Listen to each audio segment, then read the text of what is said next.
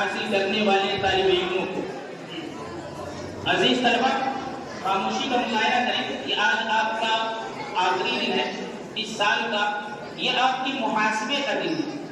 یہ اپنے آپ کے جائزہ لینے کا دن ہے۔ یہ دن ایسا دن ہے کہ جس دن آپ اپنا جائزہ لیجیے، پورے سال کی کارکردگی، پورے سال کی محنت، پورے سال جو کچھ آپ نے، چاہے وہ یعنی وزن کے تعلق سے ہو، انجمن کے تعلق سے ہو، یا درجے میں تعلیم ہو، تعلیم کے تعلق سے ہو، تدریس کے تعلق سے ہو، تو یہ اپنے محاسبے کا اور اپنے جائزے کا دن ہے۔ تو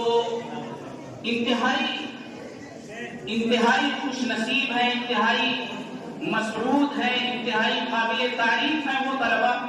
جو طلبہ انعامات کے مستحق ٹھہرے، جن لوگوں نے آج انعام حاصل کیا۔ ساتھ ہی ساتھ وہ طلبہ بھی خوش نصیب ہیں جن طلبہ نے پروگراموں میں حصہ لیا لیکن وہ پوزیشن اور مقام حاصل نہ کر سکے، لیکن انہوں نے آ کر کے اپنی معافی زمین کو، اپنی قابلہ صلاحیتوں کو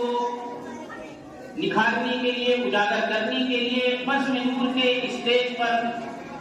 اپنی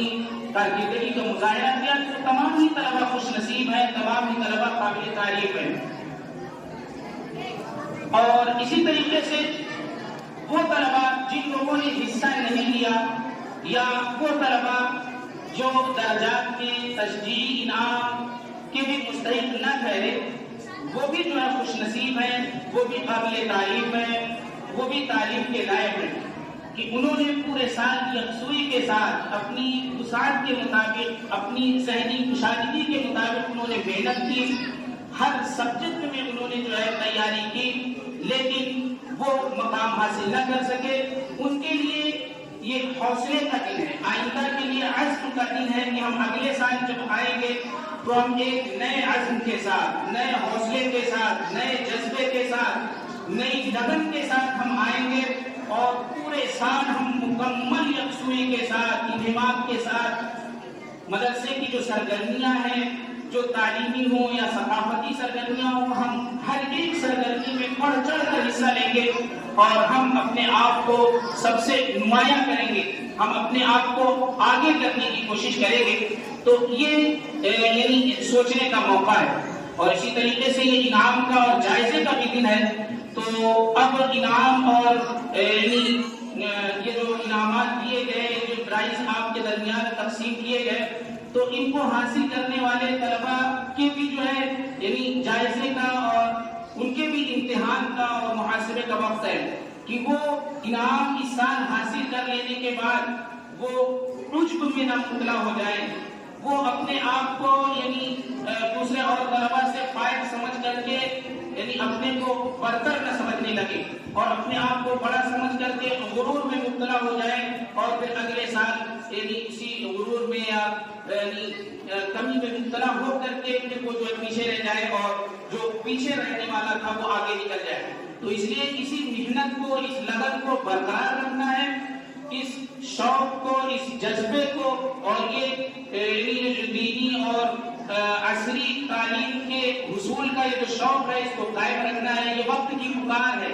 یہ وقت کی درکار ہے، یہ ضرورت ہے کہ ہم جو ہے اپنی اسلامی علوم اور اپنی جو دین محمدی ہے اور شریعت جو اسلامیہ ہے، اس کے اصولوں سے، اس کے قوانین سے، اس کے احکامات سے بھی ہم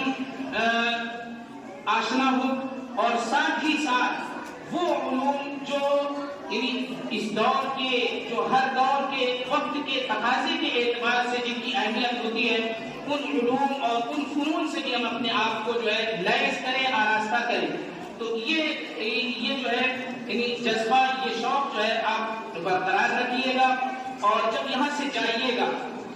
آج یہ آپ کی تعطیل جو ہو رہی ہے، چھٹی ہو رہی ہے، لمبی چھٹی ہے، اس کے بعد رمضان المبارک کا مہینہ آئے گا، بابرکت مہینہ، تو آپ جو ہے پورے سال جو روٹین، جو نظام آپ کا مدرسے کے اندر تھا، نمازوں کی پابندی ہے، پڑھائی کا اہتمام ہے، سب اسباق کو دہرانا ہے، یاد کرنا ہے، تو یہ نظام آپ اپنے گھر میں بھی برقرار رکھیے، کھیلیے گا، وقت اپنا جو ہے کھیل کود میں بھی لگائیے گا، لیکن ساتھ ہی ساتھ اس سے غافل نہ ہوئیے گا کہ بالکل کتابوں سے جو ہے دور ہو جائے، نماز روزے سے، ادب آداب سے، اخلاق سے ہم عاری ہو جائیں اور یعنی جو من میں آئے جس طریقے سے چاہے ہم بڑھنگے طریقے سے اپنا نظام گھروں میں قائم کریں۔ تو یہ جو ہے یعنی ایک اچھے اور ایک جو ہے شریف اور ایک بااخلاق طالب علم کی، ایک مسلمان کی علامت نہیں ہے کہ وہ جو ہے جب پابندیوں کے درمیان رہے، جب وہ لوگوں کے بیچ میں ہو تو یعنی چیزوں کی پابندی کرے، اور جب اس کو چھٹی دے دی جائے تو پھر وہ چھٹا ہو جائے اور یعنی اپنی مرضی کے مطابق زندگی گزارنے لگے۔ مسلمان جو ہے وہ ہر وقت جو ہے اپنے کام کا، اپنے کارناموں کا ذمہ دار ہے، جوابدہ ہے۔ اس سے پوچھا جائے گا کہ تم گھر میں تھے تو کیوں اس طریقے سے کیا کرتے تھے، مدرسے میں نماز پڑھتے تھے، گھر جانے کے بعد تم نے نماز کیوں چھوڑی؟ تو وہ اللہ تبارک و تعالیٰ پوچھیں گے۔ یہاں تو آپ ذمہ داروں سے، نگرانوں سے، آپ ڈر کی وجہ سے اگر پابندی کرتے رہے تو وہاں آپ کو اللہ تبارک و تعالیٰ سے ڈرنا ہے اور اس کو عادت بنا لینا ہے۔ تو جب آپ اس طریقے سے رہیں گے تو پھر آپ جو ہے ملک کے لیے بھی، قوم کے لیے بھی مفید ثابت ہوں گے۔ آپ کے ذریعے سے ایک بہت بڑے طبقے کو فائدہ ہوگا، اور اپنے آپ کو نافع بنائیے۔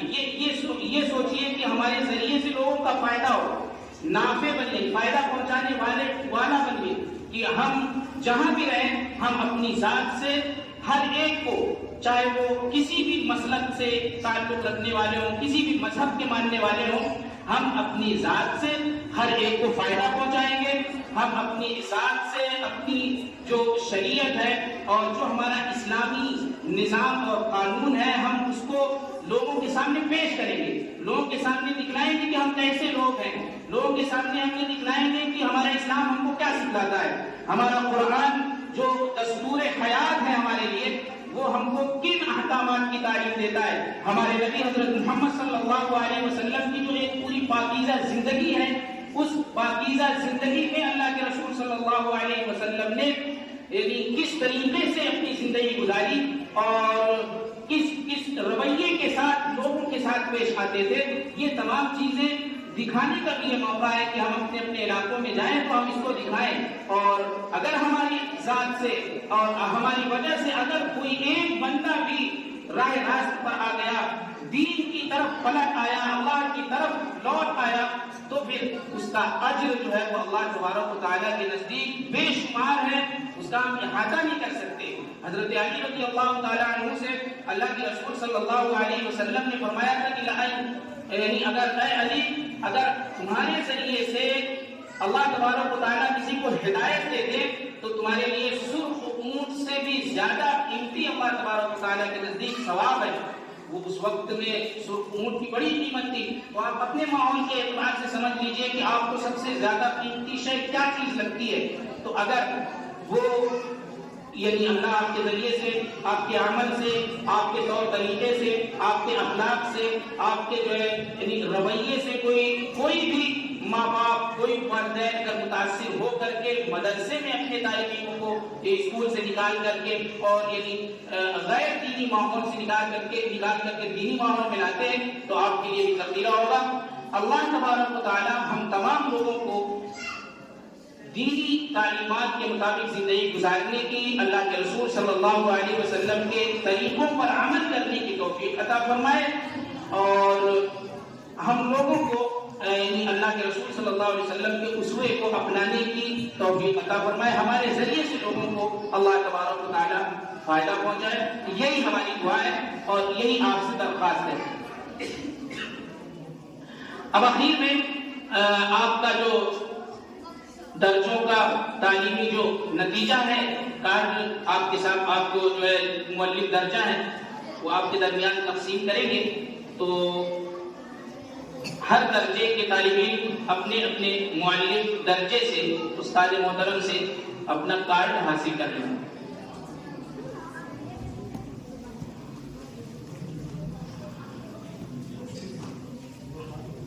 دعا پڑھیں۔ سبحان اللہ وبحمدہ، سبحانک اللہم وبحمدک، ونشہد ان لا الہ الا انت ونستغفرک ونتوب الیک۔ سبحان ربك رب العزة عما يصفون وسلام على المرسلين والحمد لله رب العالمين.